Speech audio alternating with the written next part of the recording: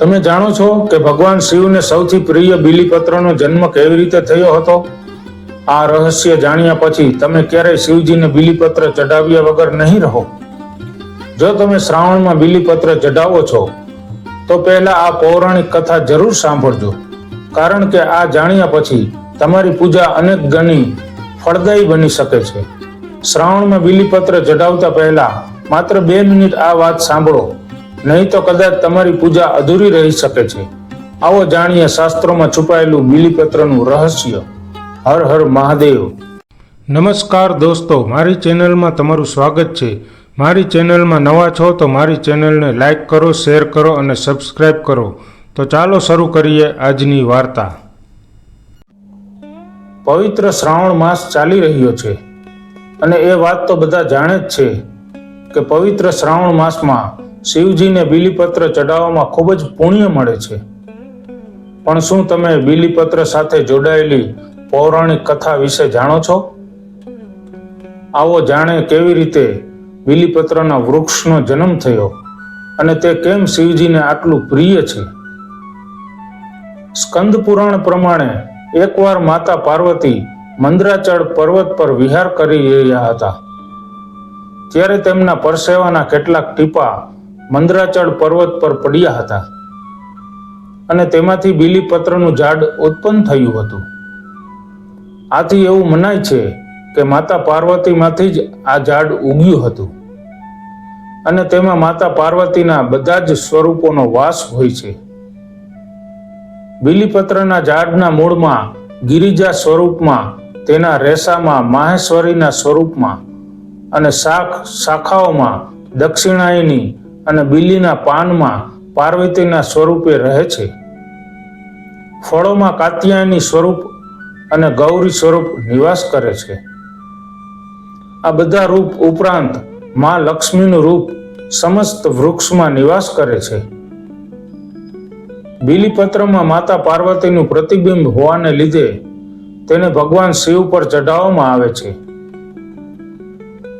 ભગવાન શિવ પર બીલીપત્ર ચઢાવવાથી ભોળાનાથ અતિ પ્રસન્ન થાય છે અને ભક્તની મનોકામનાઓ પૂર્ણ કરે છે. પૌરાણિક કથા અનુસાર મહાશિવરાત્રિની પવિત્ર રાત્રિએ એક શિકારી જંગલમાં શિકાર કરવા નીકળ્યો અને ફરતા ફરતા રાત થઈ. એ ખૂબ થાકી ગયો. એને ભૂખ પણ લાગી હતી, પરંતુ આસપાસ ભોજન મળ્યું નહીં, જેના કારણે હતાશ થઈને એ ઝાડ પર ચડી ગયો અને ઝાડ પરથી પાંદડા તોડીને નીચે નાખતો હતો. ઝાડની નીચે શિવલિંગ હતું અને શિકારી જે ઝાડ પર બેઠો હતો એ ઝાડ બીલીનું હતું. ભગવાન શિવ શિકારીથી ખુશ થયા અને એનો મોક્ષ થયો.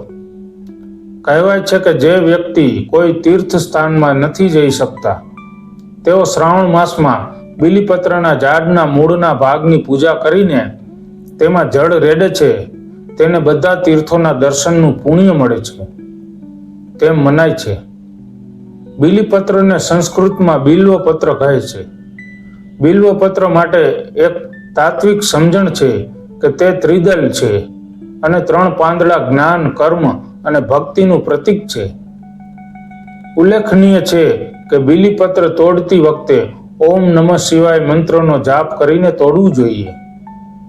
સાથે જ કાણાવાળા કે પાન ઉપરથી તૂટેલા હોય એવા બીલીપત્ર શિવજી પર નથી ચડતા. વધુમાં બીલીપત્રની લીસી બાજુ શિવજી પર ચઢાવવામાં આવે છે અને તે પછી તેના પર જળ અભિષેક કરવો પણ જરૂરી છે. બીલીપત્ર એક એવું પાન છે જે ક્યારેય વાસી થતું નથી.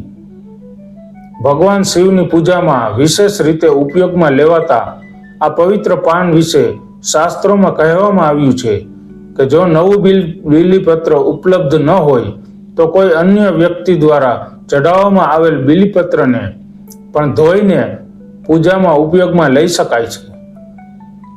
શ્રાવણ માસમાં બીલીપત્રનો અભિષેક કરવાથી પુણ્ય મળે છે તેમ શાસ્ત્રોમાં લખ્યું છે.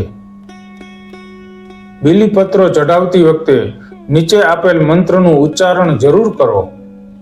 ત્રિદલમ ત્રિગુણાકાર ત્રિનેત્રે ત્રિધાયુતમ ત્રિજમન પાપહાર એક બિલ્વમ શિવમહમ, જેનો મતલબ છે, હે 3 ગુણ, 3 નેત્રો, ત્રિશૂળ ધારણ કરનારા અને 3 લોકના પાપનો સંહાર કરનારા, હે શિવજી, તમને ત્રિદલ બિલ્વ અર્પણ કરું છું.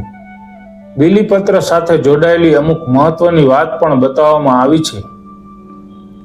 જો તમે તમારા ઘરની અંદર ઉત્તર પશ્ચિમમાં ખૂણામાં બિલીપત્રનું ઝાડ લગાવો તો તે ખૂબ જ શુભ માનવામાં આવે છે. એવું બતાવવામાં આવે છે કે ઘરમાં બિલીપત્રનું ઝાડ હોવાના કારણે ઘરની નકારાત્મક ઉર્જા દૂર થાય છે અને સકારાત્મક ઉર્જાનો સંચાર બની રહે છે.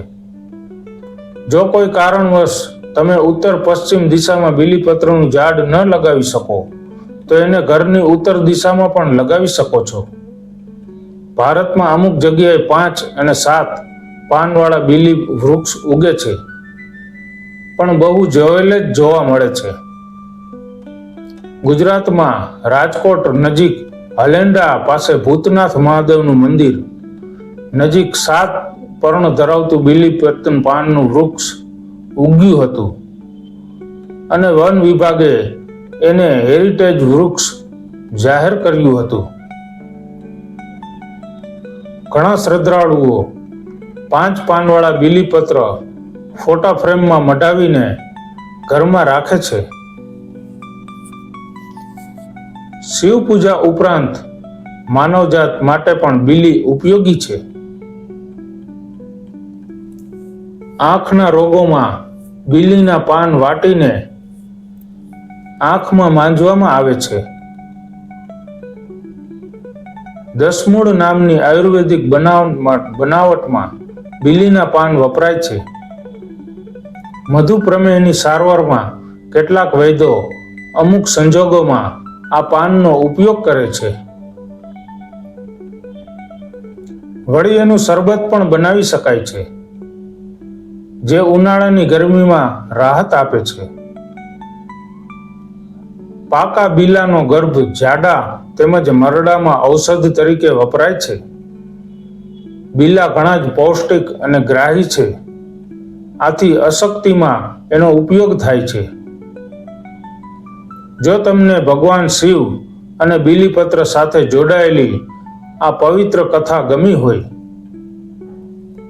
તો વિડીયોને લાઈક કરો, તમારા પરિવાર અને દરેક શિવ ભક્ત સુધી જરૂર શેર કરો. આવી જ સનાતન ધર્મની દુર્લભ અને પૌરાણિક કથાઓ માટે અમારી ચેનલને અત્યારે જ સબસ્ક્રાઇબ કરો. હર હર મહાદેવ.